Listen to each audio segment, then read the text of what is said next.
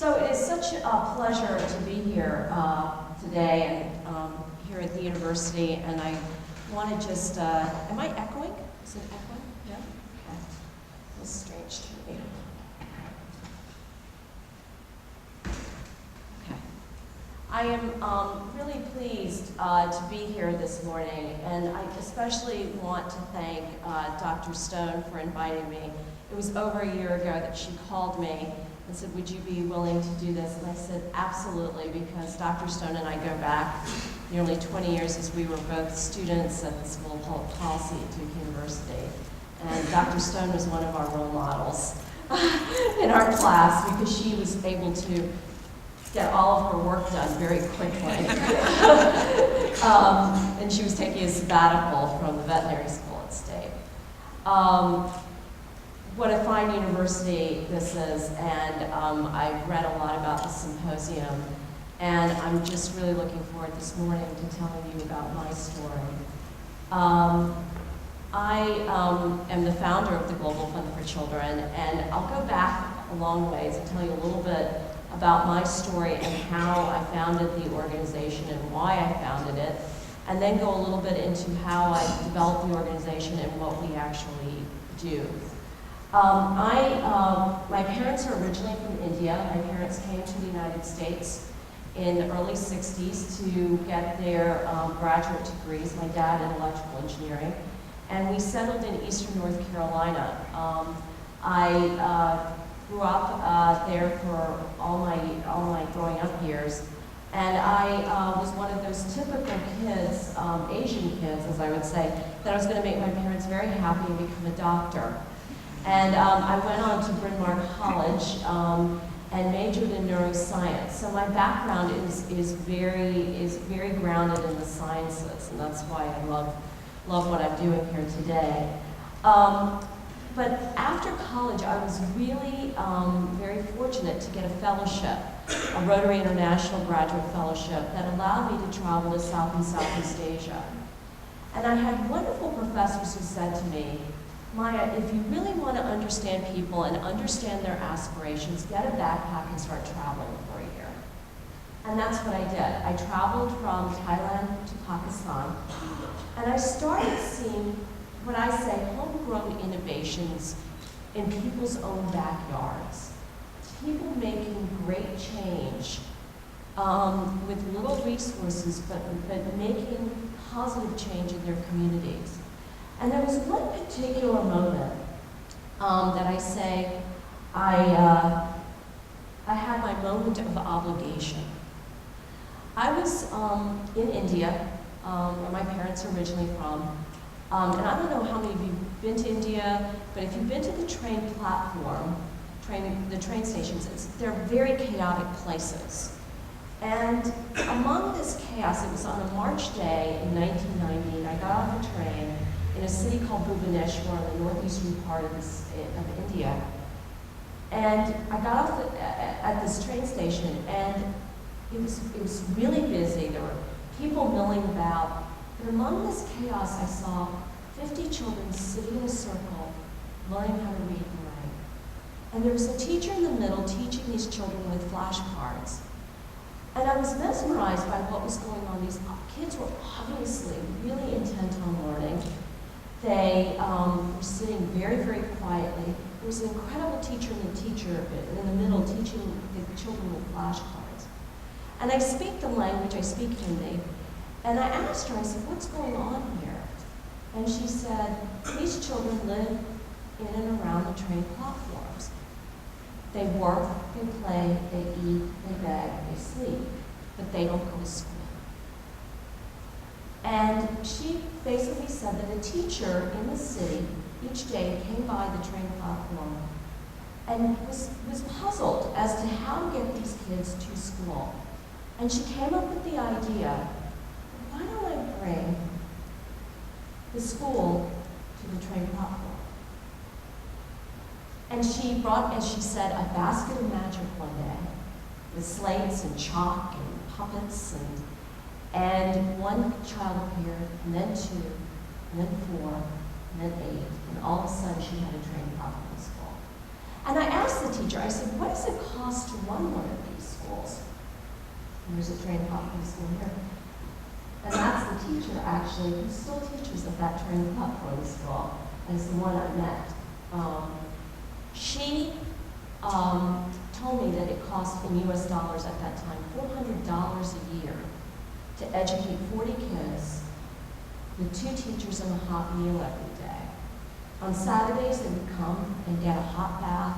They would get human rights training and awareness of where the police station was, what were their rights, where the hospital was if they got hurt. And eventually, these children would go from the trained platform to formal schooling. Well, at the age of 22, I had very simple language about this. It's like, how do I help? And why don't I see more trained platform schools all over India? Now, if you fast forward to today and what we know of our sophisticated language about organizations, the questions I'm saying is, how do I invest small amounts of capital into really innovative grassroots organizations? And how do we replicate their work and help them become sustainable? So at that moment, I call it that moment of obligation, I started thinking at 22, how can I help this trained platform school? And as I kept traveling throughout India, I started seeing many more small organizations like this. Now this is her setup at the trained platform school. As you can see, one of the things that's interesting is there's food, or oatmeal I call it, flashcards. There's, if you see the bottle there, it's hair oil with a comb and nail clippers, plates for the food. So this is their setup that they would put every day. And they never made children come to the train platform. Children came on their own if they wanted to. And if they had to, they would go back and work on the trains. That's what they did. They usually were sweepers. And this is a haunting picture taken by a friend of mine named Brian Singh. This is a little boy who is one of the students at the train platform, but he also works on the train, going back from Bhubaneswar to Cuttack, going back and forth, sweeping the floors. Now, this young boy, from what I remember, he didn't know how to read and write. But that train platform school, of bringing the school where the children were, gave him that chance to learn something very basic, was learning how to write his name. And this is, I consider my hero, my mentor, Inderjeet Khurana, who is the teacher who was going back and forth every day and saw these kids on the train platform and founded the train platform school. She's no longer alive. She passed away 5 years ago. But here she is with a group of kids with a big slate board, trying to get these kids encouraged, getting them excited to learn. And as you can see, she has some of their attention, and some are surrounded by her. But she was considered a godmother on those train platform schools. What's interesting about this is when I went there 20 years ago, she had 2 train platform schools. The Global Fund for Children started supporting them, and they were able to transform this to have about 15 train platform schools, but also support about 40,000 children in their city with social services. And this is just me on one of my travels, but I now want to go into what happened. So what happened after I came back from that momentous journey while I was traveling throughout South and Southeast Asia? To my parents' painful ask, what are you doing? I didn't go to Duke Med School. I ended up going to the School of Public Policy. And somewhere inside of me, I knew that I wanted to start something to help the train platform school, but organizations like it. And so I started taking courses in international development. I took economics courses. I took management courses. And my mentor, Professor William Asher, an international development specialist, said to me, Maya, do you really want to go to med school? I said, no, what I really want to do is start the Global Fund for Children. And he said, what is it?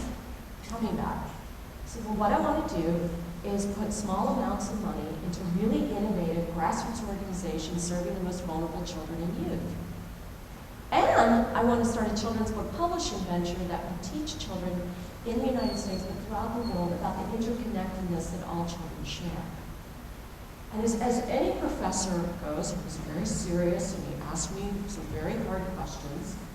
And then he said, well, that's a big, hairy, audacious goal.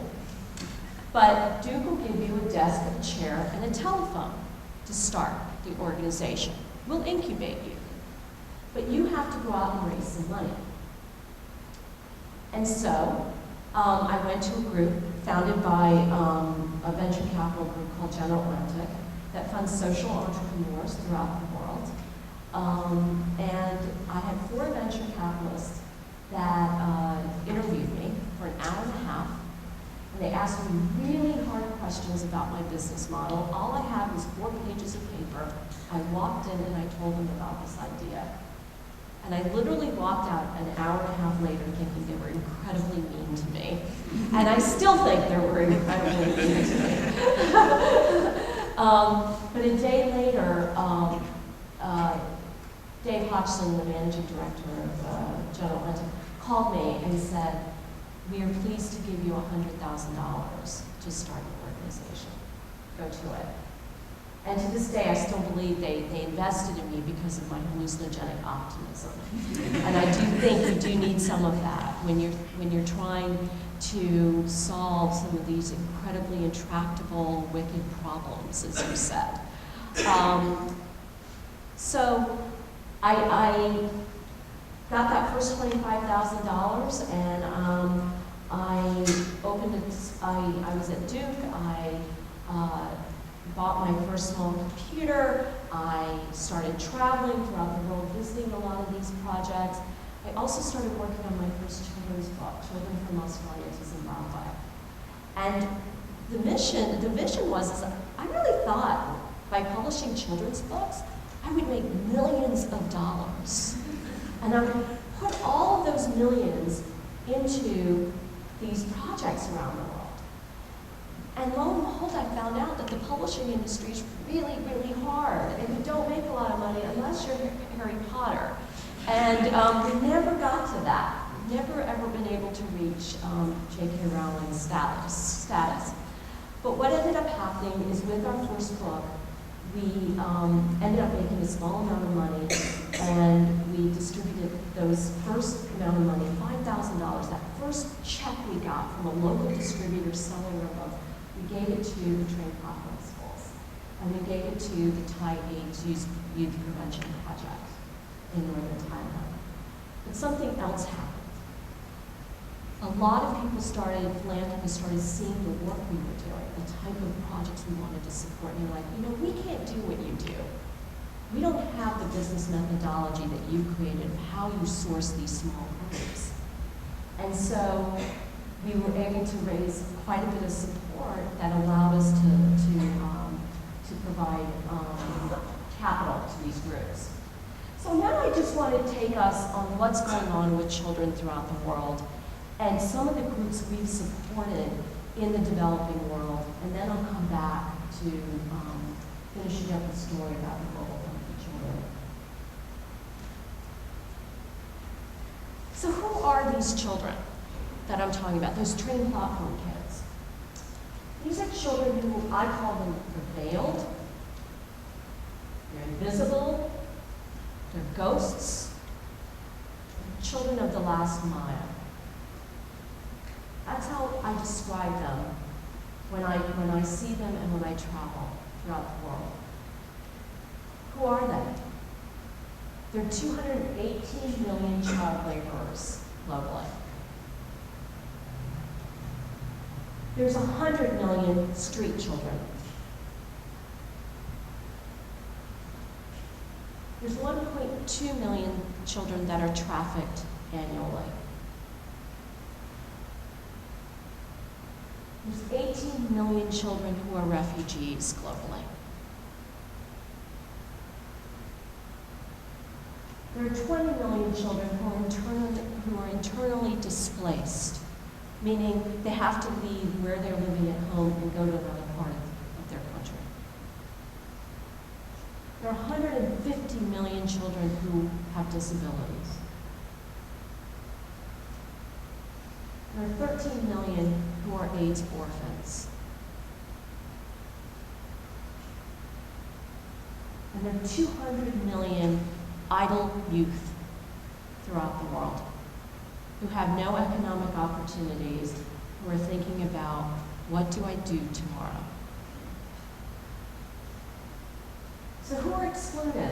As I mentioned, child laborers, street children, poor girls, trafficked children, refugee children, children in conflict, child soldiers, internally displaced children, migrant children, children of minority groups, children with disabilities, children in natural disasters, and idle youth.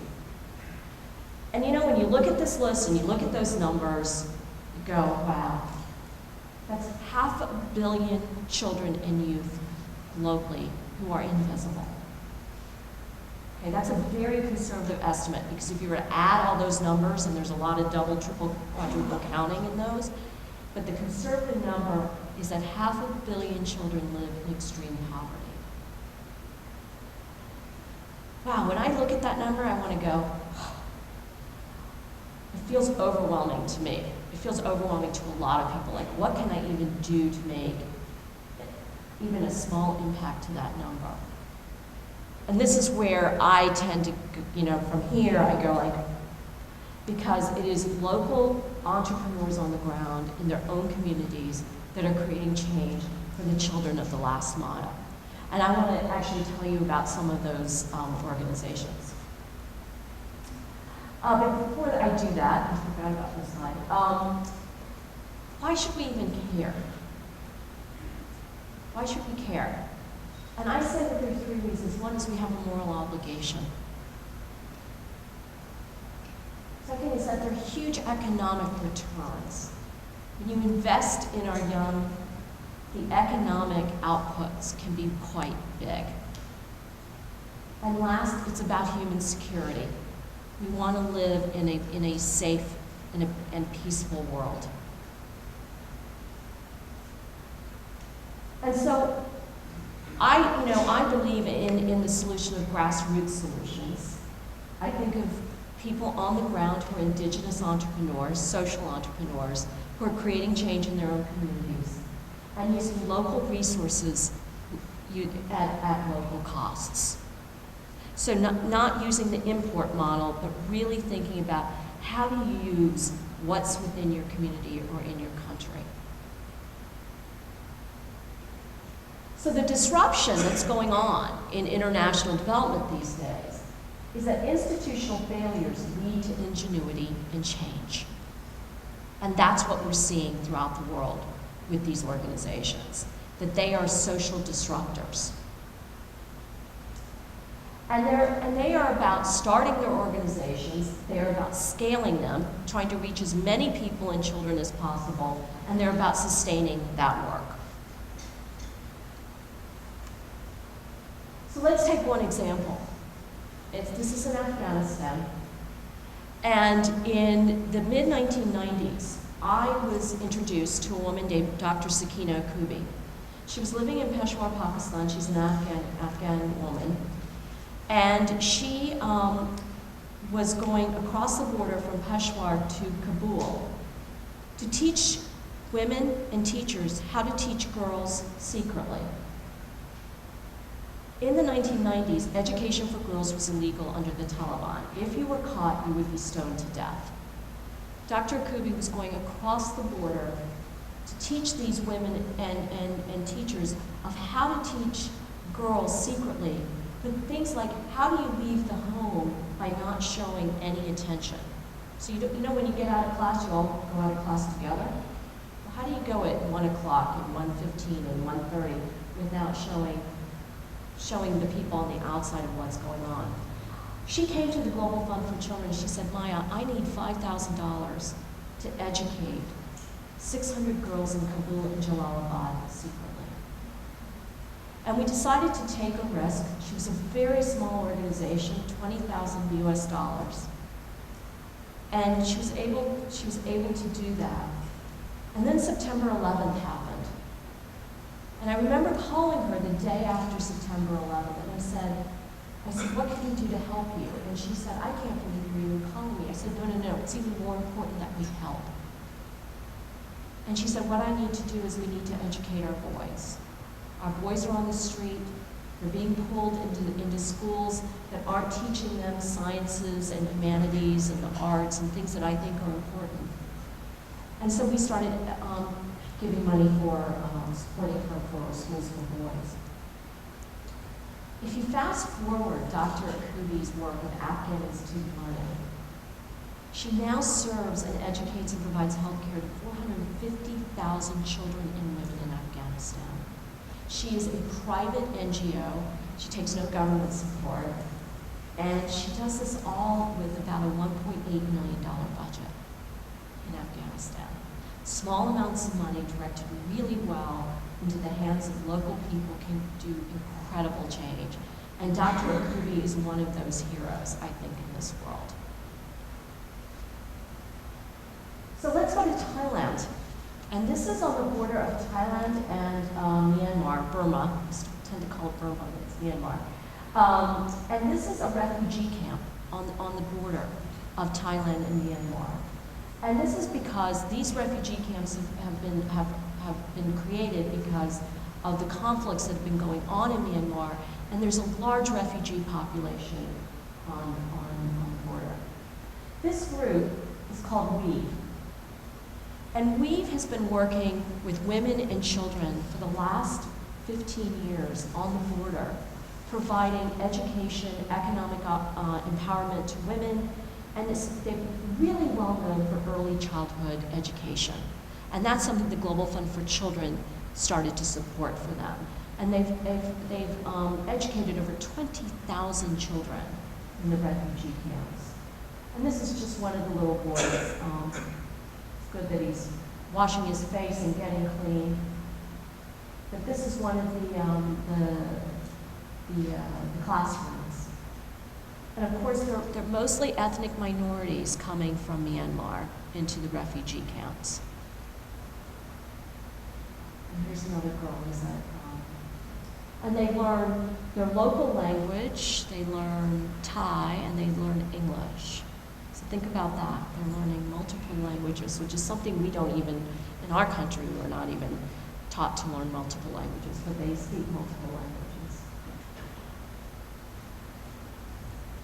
Let's go to Africa, the continent. This is a group called Children's Town in Zambia. And it's a town literally run by young people. And why is it run by young people? Because most of the parents or extended family have perished or died of AIDS. And what Moses Sulu's vision was, is that this children's town is a town that you have older kids taking care of younger kids. It is a school, it is a community, it is kids taking care of each other. We expected that there would be many children's towns throughout Southern Africa, unfortunately, and that has occurred. But CBOs have taken a very strong role versus government institutions in doing this work, and that's been very encouraging. This is one of the young girls. And let's go to Bangladesh. Most of Bangladesh is on waterways, most of the villages. And because of climate change, Bangladesh's water gets flooded. The villages are completely flooded. And so a young man named Rezwan, an architect who lived in one of these villages, came to Dhaka, got his architectural degree, said, you know, I have to go back and help these villages. And one of the things that was really bothering him is kids not going to school. Because one, either they couldn't get to school because it was completely washed out, or two, it was too far to walk and it wasn't safe for girls. So what did he do? He found him with with a boat school. It's a boat school that actually docks and it teaches kids, and then it goes to the next village, and it teaches kids, and it goes to the next village. And when we founded this organization, it was one boat and Rezwan. And he told us his vision that my dream is that we create many boat schools throughout the waterways of Bangladesh. So we helped him create 3 or 4 more boat schools. But what's even more exciting is that maybe 3 or 4 years after we started supporting, he got a Bill and Melinda Gates Access to Learning Award.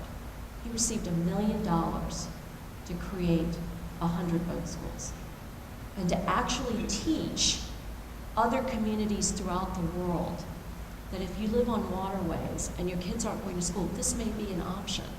What's interesting about this is she's using a computer. How do you think it's powered? Solar powered. It's solar powered. And this is one of the classrooms.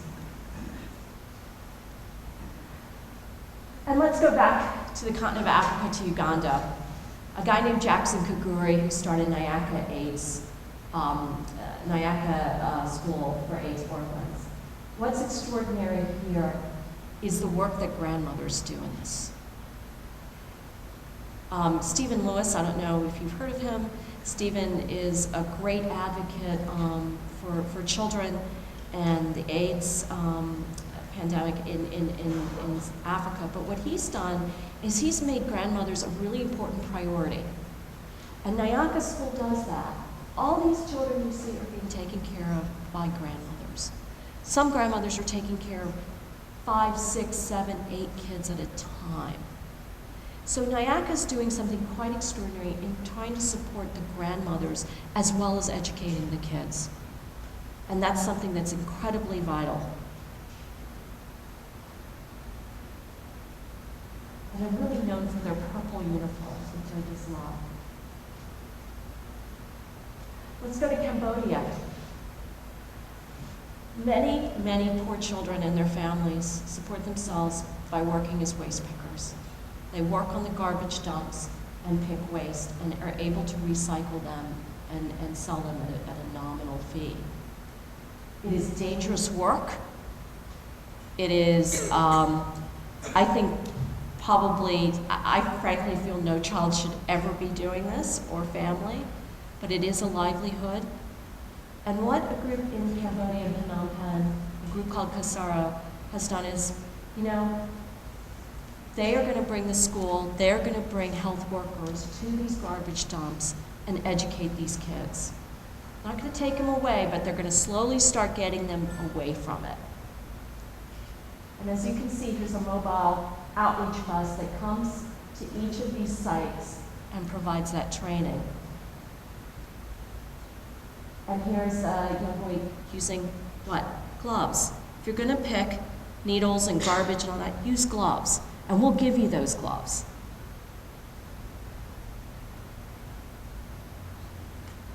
And let's go back to India. In the developing economies, in middle-income economies, construction is a big thing. So what happens? Who makes those buildings? They're usually migrant families that come from rural areas to come and help build those buildings. What happens to their children? Usually, when I was doing site visits, these children would be playing where their parents were working. And you think about how incredibly dangerous that is. So a group in Mumbai called Mumbai Mobile Creches started negotiating with construction companies to create daycare centers on the construction sites, early childhood education centers. And they've been replicated throughout India now.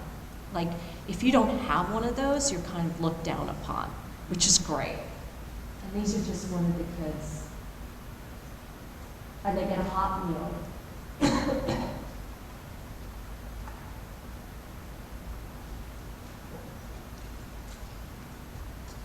So, I started thinking, we had given away $1 million a year about 8 years ago.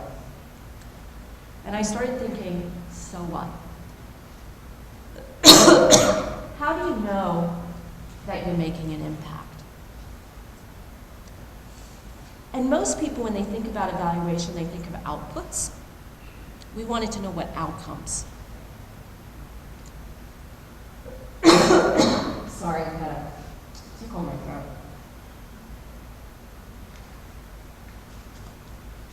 So instead of just thinking you're funding the trained platform schools, you think about what are they learning? That's the outcome. So learning is a really important piece of this. We also wanted to know how strong the organization was as well.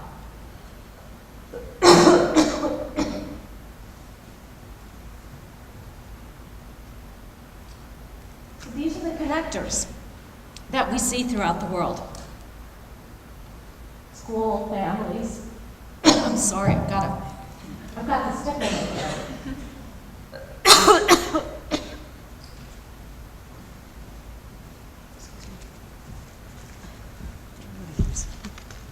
Oh, thank you. Thank you. I believe I have this tickle. And everybody else is coughing in the audience too. Sorry.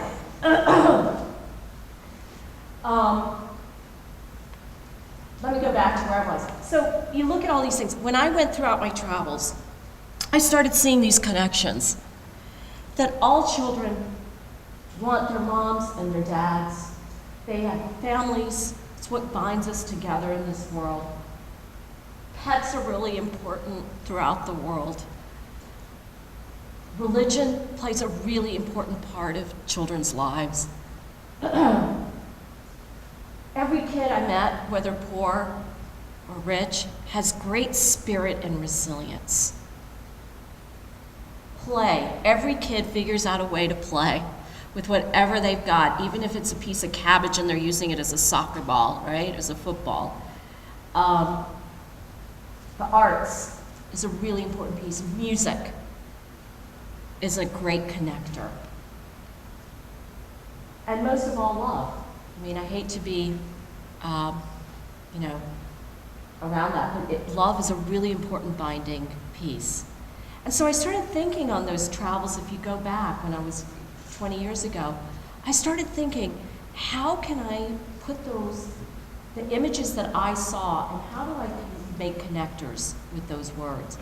And so I started thinking about the children's books, and that's how the children's books came to be. And these are all many of the children's books I've created, but all of these things have links of why we're all connected to each other, whether it's our grandparents. I think most of us all have grandparents or somebody that's older that takes care of us. Health is really important. That's actually done with Melinda French Gates Healthy Kids. Our religion is important. Clothes are really important. Animals are really important. Our pets. A kid's best friend. Community is really important. Arts and music. So our accomplishments to date, and this is, I think, in real time, is we've now committed over $35 million in capital to over 600 innovative community-based organizations in nearly 80 countries, serving 9 million children, touching the lives. And we've published over 35 children's books with over 2.5 million copies sold, building huge brand awareness of our work throughout the world. So this is kind of giving a snapshot of our work at the Global Fund for Children. I think one of the things that's really important, at least at what I learned in university, was that we can do this work, but the question is what impact are we making? How do we want to measure it? And are we importing those solutions, or are we really thinking about what are we listening to people on the ground and doing human-centered design work, okay? And that's one of the lessons I've learned throughout this work in 20 years, is that you can do all the work you want, and then there's the big so what question. I think you, Kate, you gave the story about the work you're doing in Kenya about how someone brought pigs into a community, but didn't give any of the tools of how to be protective. And I thought that was just so powerful last night when you were talking that children and adults were getting sick because they weren't taught. And so the question is when we import ideas and models, we need to be very sensitive to that. And then this question, second piece, is measuring our impact. What are we trying to measure, and how do we want to measure the outcomes? And third, really looking for local people to take this work on. Because I think that's the way it's going to be most sustainable and actually more cost effective in the long run. So I'm going to stop there because I want to, sometimes I like just getting questions and it becoming more of a robust discussion. So thank you.